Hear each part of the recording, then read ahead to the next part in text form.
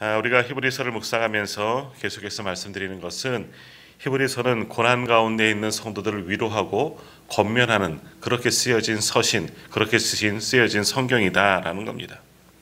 당시 로마가 세계를 지배하고 있을 때 사람들은 로마의 압제를 크게 두려워했습니다.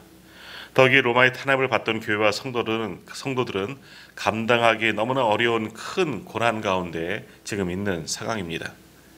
그러나 비록 고난 가운데 있지만 그러나 진실로 성도들이 정말 두려워해야 하는 것이 무엇이냐? 로마가 지금 교회를 압박하고 체포하고 죽이고 많은 사람들이 고난 속에 빠져 있지만 그러나 그것을 두려워하는 것이 아니라 우리가 정말 두려워해야 하는 것이 뭐냐? 오늘 본문을 말씀하고 있는데요. 자, 1절 말씀을 한번 같이 읽어보도록 하겠습니다. 1절입니다.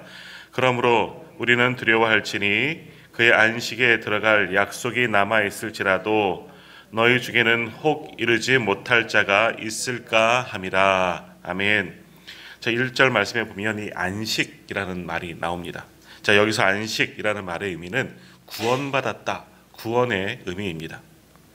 그러니까 이 편지를 받는 성도들 가운데 과연 종말의 때 마지막 날에 하나님의 영원한 안식, 바로 저 구원의 나라에 내가 들어갈 수 있을까? 그 문제를 가지고 진지하게 고민하고 있는데, 그리고 그것을 또 두려워해야 한다. 내가 정말 하나님께 구원받을 수 있을지를 깊이 고민해야 한다. 이것을 말씀합니다. 자, 지금 히브리서를 받는 분들은, 이 받는 수신자는 불신 영혼들이 아닙니다. 믿음이 있는 사람들이죠. 고난 중에 있는 성도들을 위해서 쓰여진 책이 바로 히브리서입니다. 그러나 히브리서를 쓰는 히브리서 기자는 이 서신을 읽고 있는 성도들을 향하여서 분명히 말씀하기를 너희가 지금 가장 두려워해야 하는 것이 무엇이냐? 지금의 현재의 고난이 아니라는 겁니다. 너희가 당당하게 구원을 받을 수 있느냐? 저 하나님의 나라를 너희가 소유할 수 있느냐? 그곳에 정말 구원받아 들어갈 수 있느냐? 이것을 더 두려워하고 심각하게 생각해 봐야 한다는 겁니다. 그러니까 다시 말하면 내가 지금 구원받았는가? 이것을 한번 깊이 생각해 봐야 한다는 이야기입니다. 자, 많은 사람들은 교회 안에 있기만 하면 구원을 받을 것이라 이렇게 생각하고 있지만 이것은 사실 착각입니다. 교회 안에 있다고 해서 구원을 받는 게 아닙니다.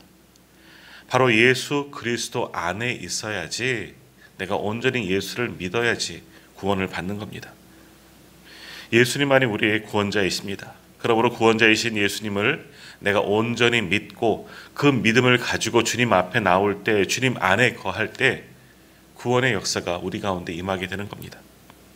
진심으로 믿지도 않으면서 성전 안에 또 교회 안에 있다고 해서 다 함께 구원을 받는 것은 아니다. 그것은 정말 착각이다라는 거죠.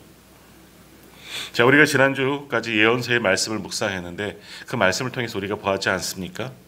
남유다가 망할 때를 보면 성전 안에 있는 사람들도 함께 망했습니다. 성전 안에 누가 있습니까?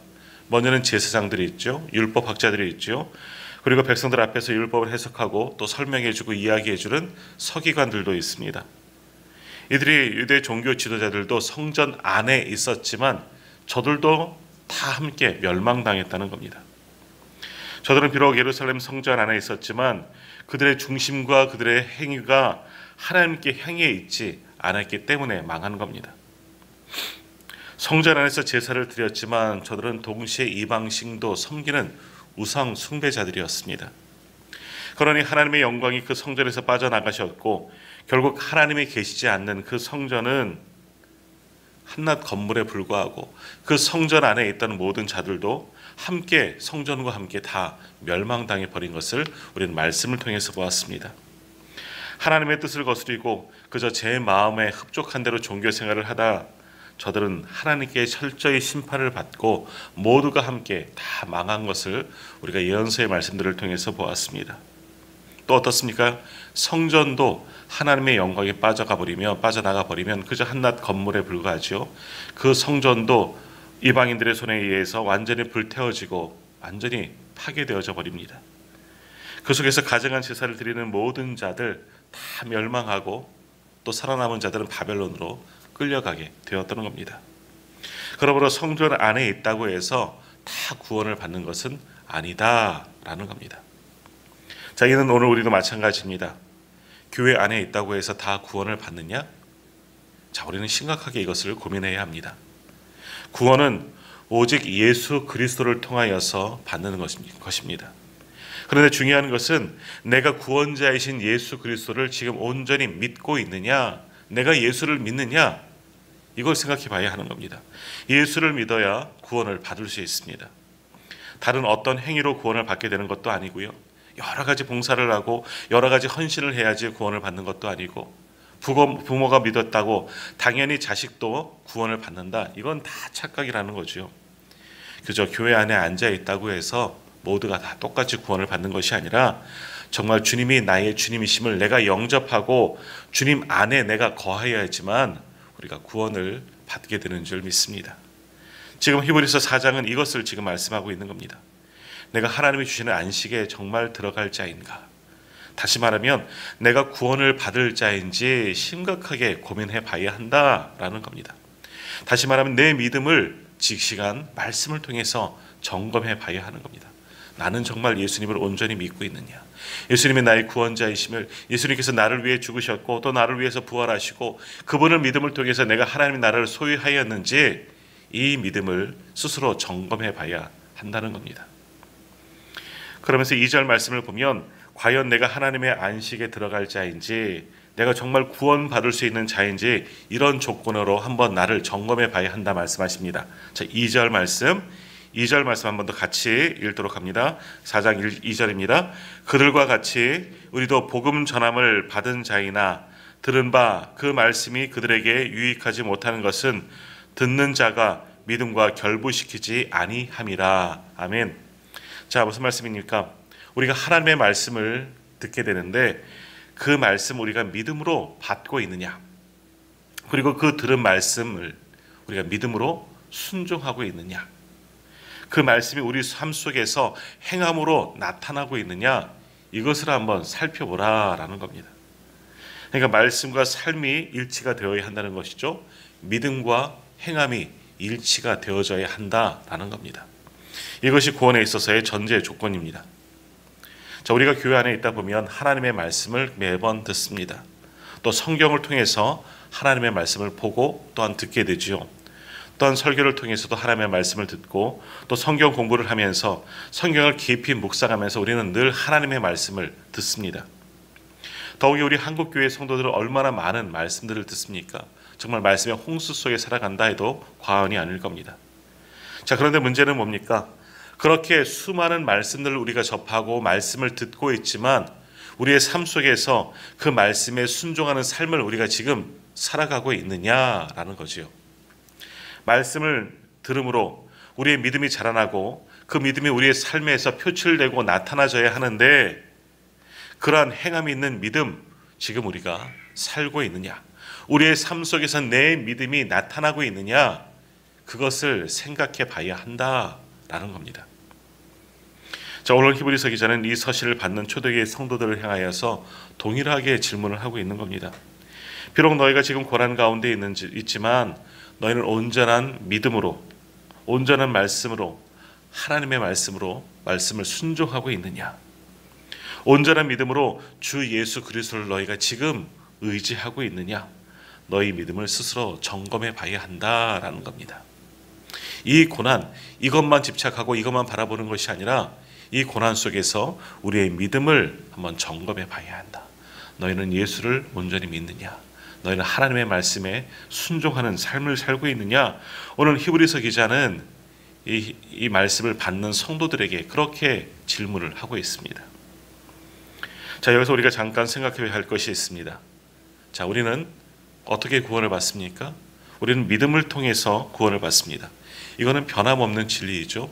예수 그리스도를 믿는 그 믿음이 우리를 구원시킨다라는 겁니다. 자, 그러면 행함이 나타난다, 믿음이 행함으로 나타나야 한다 말씀하는데, 그럼 행함은 뭐겠습니까?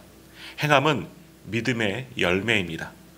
우리에게 있는 믿음은 바로 우리의 행함, 우리의 삶의 모습 속에서 반드시 드러나게 되어져 있습니다. 우리가 하나님의 말씀을 들었다면 그 말씀을 붙잡고 오늘 하루를 믿음으로 순종하며 살아가는 것, 그것이 진정한 믿음의 사람들의 모습입니다.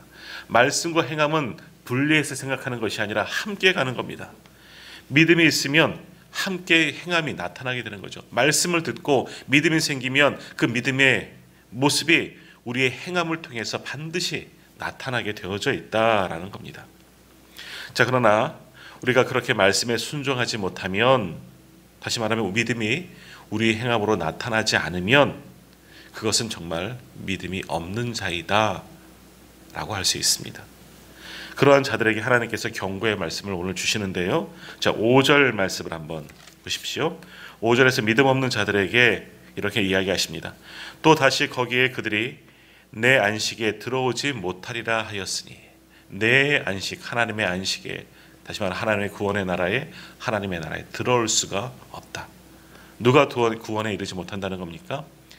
믿음이 없는 자들, 그 믿음이 삶 속에서 나타나지 않는 자들, 다시 말하면 말씀을 듣고 믿음이 생기는데 말씀을 들었지만 믿음이 생기지 않고 믿음과는 전혀 상관없는 삶을 살고 있는 자들, 그들은 구원에 이르지 못한다라고 말씀하시죠. 또 6절 말씀도 보십시오. 어떤 자들이 구원받지 못하는 자이겠습니까? 6절입니다. 6절도 한번 같이 한번 읽겠습니다. 그러면 거기에 들어갈 자들이 남아있거니와 복음 전함을 먼저 받은 자들은 순종하지 아니함으로 말미암아 들어가지 못하였으므로 라고 말씀합니다. 복음을 먼저 받았지만 그러나 순종하지 않는 자들, 그들도 역시 마찬가지로 안식에 들어가지 못한다라는 겁니다. 먼저 된 자들이 순종하는 것은 구원받는 일에 굉장히 중요한 열쇠가 된다는 겁니다. 말씀을 듣고 그 말씀을 붙잡고 믿음으로 순종하면 하나님의 나라가 저들의 것이 되는 거죠. 그런데 말씀을 먼저 받았지만 믿음도 없고 그 말씀에 순종하지 않으면 그런 모든 자들은 구원의 걸림돌이 되고 하나님 나라를 수용할 수가 없다. 구원에 들어가지 못한다라는 겁니다. 자, 출애굽한 이스라엘 백성들 모습 보십시오. 그들은 말씀을 이미 받은 자 아닙니까? 하나님의 특별한 구원의 은혜를 경험한 자들입니다. 자, 그때 가데스 바네아에서 하나님은 이제 그 땅이, 하나님께서 약속하신 땅이 어떠한지 알게 하기 위해서 각 지파별로 한 명씩 정탐꾼들을 선출하게 됩니다. 그래서 모두 12명을 뽑아서 40일 동안을 가나안 땅을 탐지하고 돌아오게 합니다. 그 12명이 돌아와서 보고하죠. 근데 단 두 사람, 여호수아와 갈렙은 어떠한 보고를 합니까? 저 땅은 하나님께서 우리에게 주신 땅이 맞다. 우리가 능히 취할 수 있다. 하나님이 우리와 함께 하시면 우리는 그 땅을 정복할 수 있다. 두려워하지 말라. 이렇게 보고했습니다. 그러나 나머지 10명은 어떻습니까? 통곡하며 울며 보고합니다. 우리는 저 땅에 들어갈 수가 없다. 취할 수가 없다. 저 땅의 백성들은 기골이 장대하고 우리는 메뚜기 같으니 결코 우리는 저 땅을 차지할 수도, 저 땅 백성들과 싸울 수도 없다. 들어갈 수가 없다. 절망적인 보고를 합니다. 백성들은 10명의 정탐꾼의 말을 듣고 함께 통곡하면서 오히려 모세와 아론을 원망하며 그들을 돌로 쳐 죽이고자 했습니다. 자, 먼저 된 자들, 정탐꾼 10명은 먼저 된 자들입니다. 그러나 그들은 어떻습니까? 하나님께서 그들의 믿음을 보시고 그들의 삶을 보시고 선택되어졌지만 먼저 된 자들이라 할 수 있습니다. 그러나 그들의 그 믿음이 영원했느냐? 아니에요. 앞에 있는 고난을 보고 믿음이 다 사라져 버렸다는 겁니다. 하나님의 말씀에 순종하지 않음을 통해서 그들도 역시 가나안 땅에, 약속의 땅에 들어가지 못했다는 겁니다. 또 그들의 보고를 받고 함께 보완해 동안 이스라엘 백성들, 출애굽 1세대들, 그들은 광야의 40년의 여정 속에서 모두 다 광야에서 다 죽지요. 하나님의 약속한 땅에 들어가지 못하게 되었다. 말씀을 들었지만 믿음이 없고 하나님을 온전히 의지하지 못한 자, 그리고 말씀에 순종하지 못하는 자는 다 하나님 나라에 들어가지 못하게 된다라는 겁니다. 자, 이 말씀이 오늘 본문의 말씀과 동일한 겁니다. 자, 오늘 본문의 말씀, 오늘 우리가 깊이 생각해 봐야 하는 겁니다. 나는 정말 구원받은 자인가? 나는 정말 구원받기에 합당한 자인가? 그것은 우리 스스로 고민해 봐야 할 문제입니다. 우리의 믿음의 연조가 구원을 결정하는 것이 아닙니다. 내가 교회를 오래 다녔다고 당연히 구원받는 것은 아니다라는 겁니다. 우리가 직분을 받았다고 해도 그 직분은 우리의 구원과는 전혀 상관없는 겁니다. 부모가 믿었다고 당연히 자식이 구원을 받을 수 없고, 우리 배우자, 우리 가족 중에 하나가 예수를 믿었다고 가족 전체가 구원을 받지는 못한다라는 겁니다. 그저 교회에 앉았다고 모두 다 구원을 받는 것이 아니죠. 아무리 많은 성경 공부를 하고 제자 훈련을 하고 헌신 봉사한다고 해도 예수를 믿지 않으면, 온전히 예수를 믿지 않고 그 믿음으로 살아가지 못한다면 구원에 이르지 못한다라는 겁니다. 오직 우리는 믿음을 통해서만 구원을 얻게 되는 줄 믿습니다. 오직 우리를 위해서 십자가에서 죽으시고 부활하신 예수 그리스도를 그 믿는 믿음이 바로 내 안에, 내가 그 믿음의 소유자가 되어야지만 구원을 받을 수 있습니다. 그리고 그 믿음이 우리의 행함으로 우리의 삶에서 표출되어지고 우리의 삶 속에서 온전히 하나님의 말씀에 순종하는 삶을 살 때 그러한 자들이, 믿음으로 살아가는 모든 자들이 구원을 얻게 된다는 말씀입니다. 결국 진짜 믿음이 있어야지만 구원을 받을 수가 있는 겁니다. 자, 마지막으로 14절 말씀도 한번 같이 읽도록 하겠습니다. 14절입니다. 그러므로 우리에게 큰 대제사장이 계시니 승천하시니 곧 하나님의 아들 예수시라. 우리가 믿는 도리를 굳게 잡을지어다. 아멘. 우리를 위한 큰 대제사장 되신 예수 그리스도, 바로 하나님의 아들이신 예수 그리스도를 믿는 그 믿음의 도리, 그 믿음만이 오늘 우리를 구원하게 만든다라는 겁니다. 이 믿음을 통해서 오늘 우리가 구원을 얻게 되는 줄 믿습니다. 그러므로 주 예수 그리스도를 온전히 믿는 그 믿음으로 구원을 받고 저 하나님의 나라, 바로 은혜의 보좌를 감사함으로 들어갈 수 있는 우리 모두가 다 되시기를 간절히 소망합니다. 믿음은 우리의 모습을 통해서 나타나게 되는 겁니다. 내가 믿음이 있는지 없는지 알 수 있는 것, 우리의 삶 속에서 하나님의 말씀이 실천되어지고 있느냐, 내가 세상 가운데서도 여러 가지 고난과 환난 속에서도 믿음을 지키며 살아갈 수가 있느냐. 오히려 지금 고난의 때, 바로 이때가 우리의 믿음이 어떠한지를, 내 믿음의 상태를 잘 돌아볼 수 있는 겁니다. 내가 믿음으로 살아가고 있으면 구원받은 자이죠. 그것은 하나님 나라에 들어갈 수 있는 자이고 정말로 믿음이 있는 자입니다.